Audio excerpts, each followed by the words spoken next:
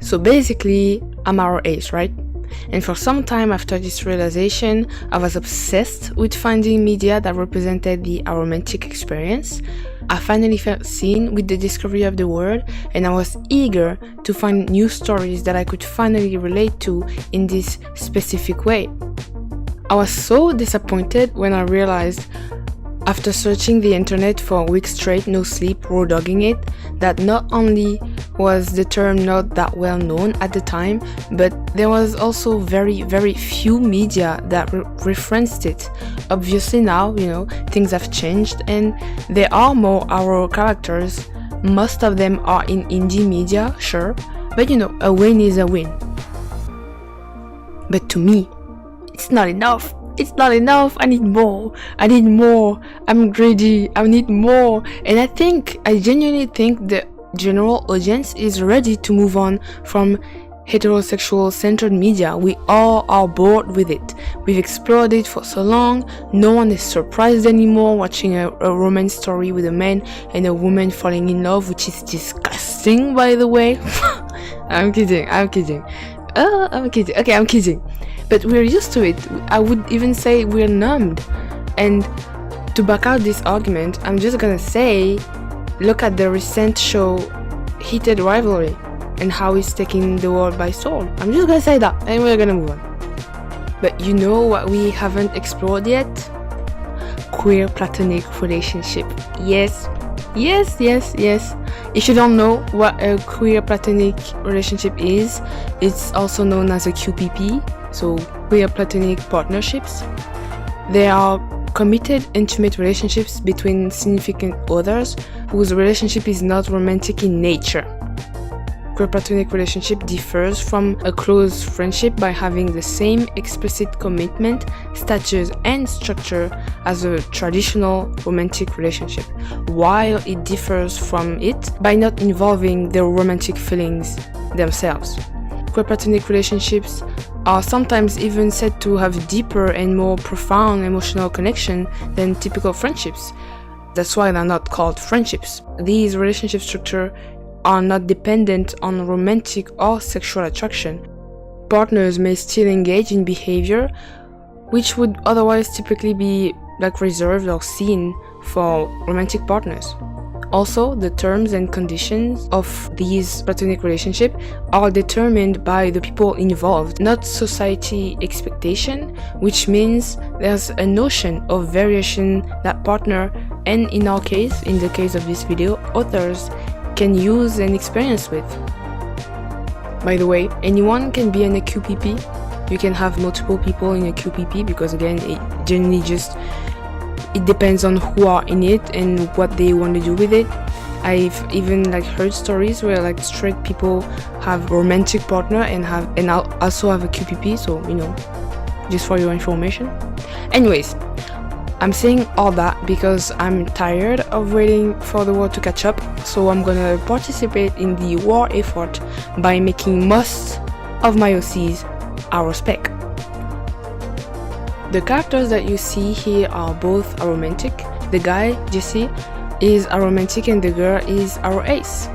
They are in a queer platonic relationship which mostly involved spending quality times together with the occasional cuddle time, non-sexual. Okay, let's calm down.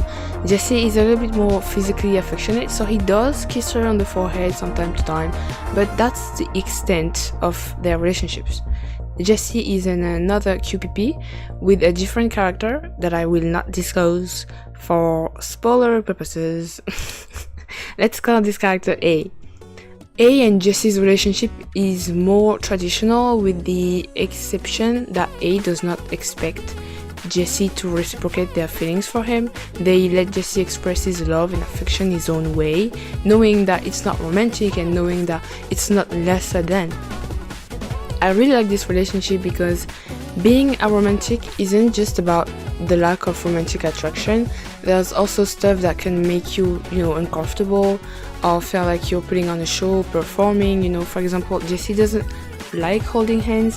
He tried it before with exes of his, and it always made him feel icky because he was feeling like he was putting on a show. He also rarely kisses his partner on the mouth outside of intercourse. This one was a little tricky to get right for me. The reason is because he's a romantic, he still feels sexual attraction. But when I think of kissing theoretically, that's so aroace of me to say that, but when I think of kissing theoretically, outside of a sexual context, it's more of a way to express affection, right? Like it's a way to express affection, right? I don't know, at least that's how I understand it. So if Jesse doesn't experience romantic attraction, I don't think he would have the urge to kiss anyone on the mouth outside of a sexual situation.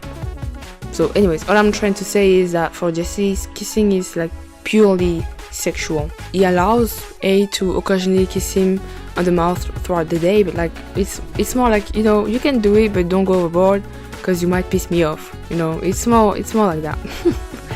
They also don't sleep in the same bed, but that's mostly because Jesse has messed up work hours, so he doesn't want to mess up A's sleeping schedule. And he also, you know, like his alone time. I mean, I guess that's a given, but like he doesn't like lovey-dovey, overly affectionate partners, but you know, A isn't like that, so it's fine. As for Immani, meeting the rest of the cast, can I say cast? Whatever, I do what I want. She didn't have actual friends before, so she felt pretty lonely. What she wanted the most was community, people she can rely on, people who think about her and involve her in her life and in their life. She wanted to be included and loved outside of a romantic context without being seen as lesser than, and still be considered important, you know, or just considered at all. Thankfully, that's what she found and got with Jesse, Saida, and Moan. Later in the story, she even becomes a co-parent of Saida's child, which was Saida's idea. They are best friends, and she wanted Immani to be part of her family in a more meaningful way than just, oh, you're my best friend and this is my child, you know.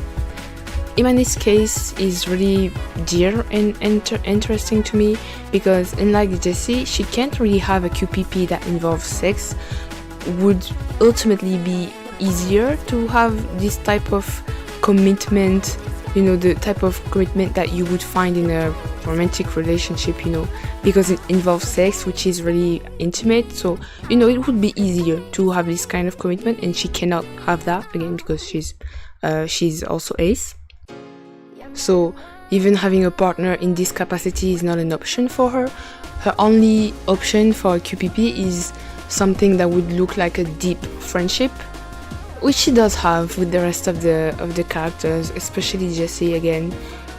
It was challenging for me to try and come up with different dynamics that she has with the other characters, because I had to really like think outside of the box and imagine a kind of relationship that really doesn't exist, like it doesn't really happen, meaning, you know, our social norms as of right now wouldn't really allow a kind of relationship where no romantic love and no sexual attraction is involved, but the same amount of commitment is expected, you know. Not to say it never happens, but it's definitely rare to see. So like I said, it's my mission to make as much A-spec characters as possible. So I'm gonna give you a non-exhaustive list of OCs of mine that are A-spec, and each of them are from a different story. The first one is Atlas. He's a vampire and has a twin sister. They are each other's eternal partner and would commit actual crimes if it meant they can keep each other safe. Next, Talib, a young man who has his life turned upside down when he and his former best friend have to take care of an alien baby. He realizes he finds more value in being someone else's dad than someone's boyfriend.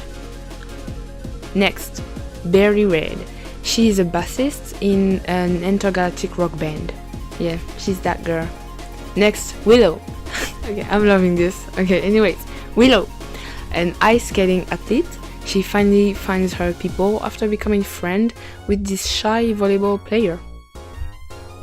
Next, character A and B, sorry I don't have names for them, but they're traveling their planet to restore it after centuries of devastation. Scientists have finally found a way to make plants grow again on their soil, and they were the chosen ones to spread the seeds. Last but not least, because I can't give away all of my projects like that, you greedy pigeon, thank you, back off, thank you.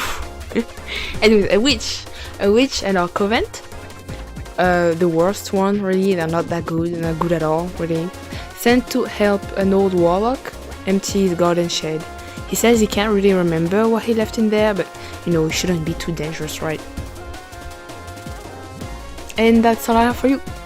Before you leave, please, if you know any shows, movie, books, manga, anything really that has A-spec representation in it, please leave it down below in the comment section. I need it for scientific research. Thank you, bye!